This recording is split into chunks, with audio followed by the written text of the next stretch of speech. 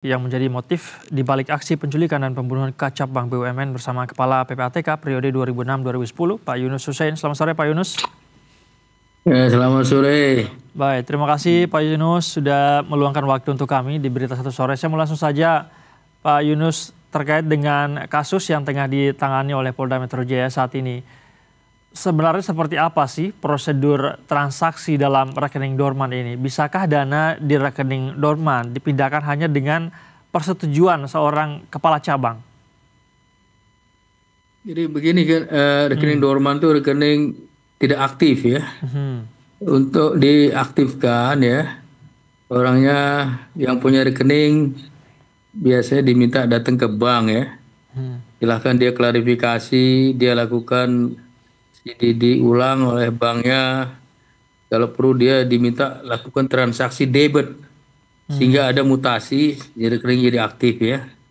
Dan transaksi di bank itu bukan hanya melibatkan satu orang pimpinan cabang saja. Biasanya ada 3 level.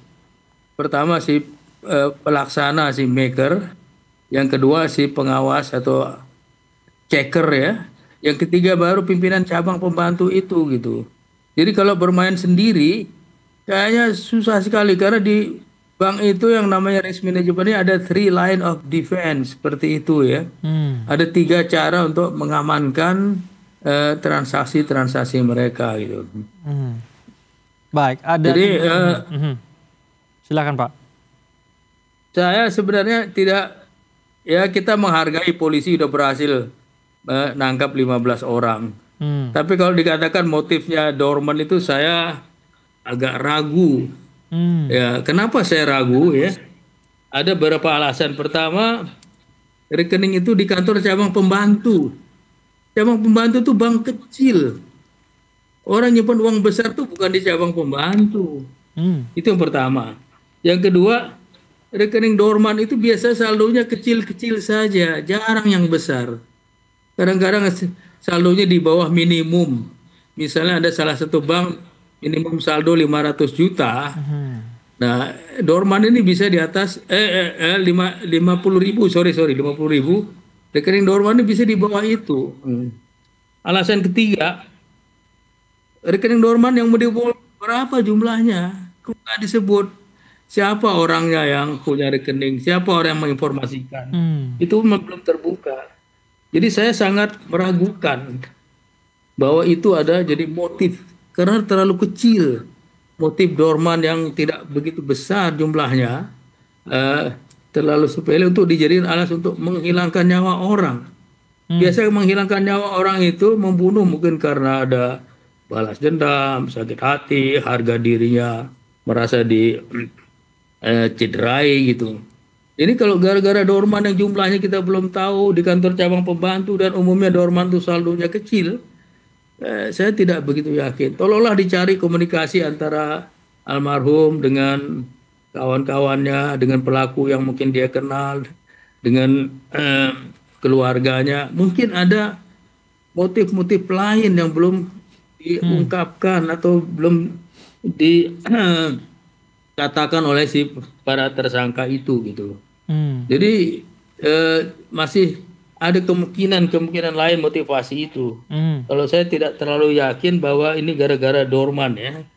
Karena cabang pembantu cabang kecil, dorman jumlahnya saldonya kecil dan kita nggak pernah tahu berapa saldo dorman yang mau dibobol ini. Dan transaksi di bank berlapis-lapis, tidak begitu satu orang saja langsung. Baik, dengan jumlah rekening dorman yang kecil, kemudian kantor cabang yang tidak begitu besar, melibatkan ada banyak orang, Pak Yunus, belasan orang ditetapkan sebagai tersangka. Ya, bisa orangnya bisa tersangka banyak karena ada penyertaan, ada yang membantu ya. Dan ini kelihatannya ada semacam perencanaan juga. Tapi kalau dilihat tadi saya sebutkan ya, dorman itu tidak aktif bisa 6 bulan, bisa setahun. Pada umumnya kecil. Ada dorman yang besar, menurut penelitian PPATK itu rekening bantuan sosial itu yang sampai triliunan. Tapi kalau yang individual, apalagi di cabang pembantu namanya, cabang pembantu itu di bawah cabang loh. Kewenangannya sangat terbatas. jarang orang-orang punya duit banyak yang buka di cabang pembantu gitu. Ya. Ada Kemudian Pak Yunus, berapa jumlah yang mau dibobol itu kan nggak jelas itu. ada juga ini Kenapa kok itu jadi tersangka alasan? ahli IT katanya yang berperan memindahkan dana dari rekening dorman meski tetap butuh persetujuan Kacabang. Apakah bisa dana dari rekening dorman dipindah tanpa perlibatan dari si pemilik rekening? Bisa nggak sih, Pak? Jadi perpindahan itu hanya individual ya. Caranya bukan sekaligus itu, harus individual. Kalau dia bank yang sama lebih mudah ya, karena tidak ada biaya ya dan lebih cepat. Tapi kalau bank berbeda ada biaya dan lebih lama ya. Kalau prosesnya cukup besar dengan bank lain itu ada, kalau tidak lewat katakanlah ATM bersama dengan switching company, bisa lewat clearing ya, yang melibatkan rekeningnya yang ada di BI juga itu. Jadi kalau menurut saya untuk bermain sendiri saja di bank tuh susah sekali, susah sekali. Ya, karena melibatkan ada pelaksana di bawah, ada pengawasnya, baru ke pimpinan cabangnya gitu. Jadi memang sulit ya Pak Yunus ya ketika misalnya akan dikaitkan dengan rekening dorman. Belum lagi tadi Anda mengatakan bahwa untuk mengalihkan rekening dorman tadi ada tiga cara begitu ya, bukan hanya dari Kacap tapi ada prosedur yang harus dilalui tadinya. Jadi semakin yakin bahwa ini tidak terkait dengan dorman kasus ini, Pak Yunus. Saya yakin kita bisa memindahkan langsung uang kita sendiri ya, sendiri ya. Misalnya lewat mobile banking, lewat kris segala macam. Itu karena kita yang memindahkan. Tapi kalau kita mau pindahkan rekening orang lain dari orang lain ke orang lain, hanya satu orang di bank cabang pembantu, kalau menurut saya sangat sulit. Karena pelaksananya di bawah, misalnya tellernya atau kasirnya ya, itu dicek oleh atasannya, baru disetujui oleh pimpinan cabang pembantunya. Jadi tidak otomatis begitu saja, apalagi rekeningnya dorman yang baru diaktifkan seperti itu gitu. Dengan adanya kasus ini, yakin. Dengan adanya kasus ini Pak Yunus, akhirnya banyak kemudian publik yang semacam mendapat informasi baru. Oh, ternyata bisa rekening dorman dipindahkan tanpa sepengetahuan oleh pemilik rekeningnya. Kalau kita berkaca pada kasus ini, Pak Yunus. Ya, itu ada orang dalam yang memanfaatkan, yang bekerja sama ya dengan orang luar itu ya. Jadi dia menggunakan rekening itu. Mungkin kalau dia isi tidak masalah karena menambah duit itu lebih mudah daripada menarik uang ya. Bisa disalahgunakan untuk katakanlah deposit judi online atau untuk transaksi lain, itu bisa terjadi.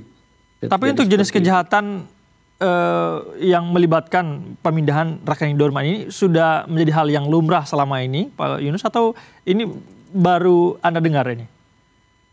Ya, bukan hal yang lazim ya. Memang indikasi PPATK akhir-akhir ini ada rekening dorman dimanfaatkan, misalnya untuk judi online, misalnya dalam rangka membayar deposit judi itu sehingga bisa bermain secara luas dan banyak gitu ya. Baik, tapi kalau dibilang lazim sih tidak lazim kalau menurut saya. Baik, kita tentu akan menunggu begitu ya seperti apa perkembangan dari penyidikan kasus ini. Masih ada sosok S, Pak Yunus, yang sedang dicari oleh Polda Metro Jaya. Siapakah dia? Apakah dia akan menjadi kunci informasi dari penyidikan kasus ini? Tadi Pak Yunus sudah meragukan motifnya adalah pemindahan rekening dorman. Terima kasih banyak Pak Yunus sudah bersedia. Ya, siapa S-nya itu dicari lah. Betul. Itu kita akan tunggu Pak Yunus begitu ya. Terima kasih Pak Yunus sudah. Kita lihat diplomat yang meninggal itu diplomat Daru. Betul. Kan, ini polanya kurang lebih sama ini Pak Yunus. Terima kasih banyak Pak Yunus sudah meluangkan waktu bersama kami di Berita Satu Sore. Oke, makasih Mas. Selamat sore, salam sehat selalu. Selamat sore.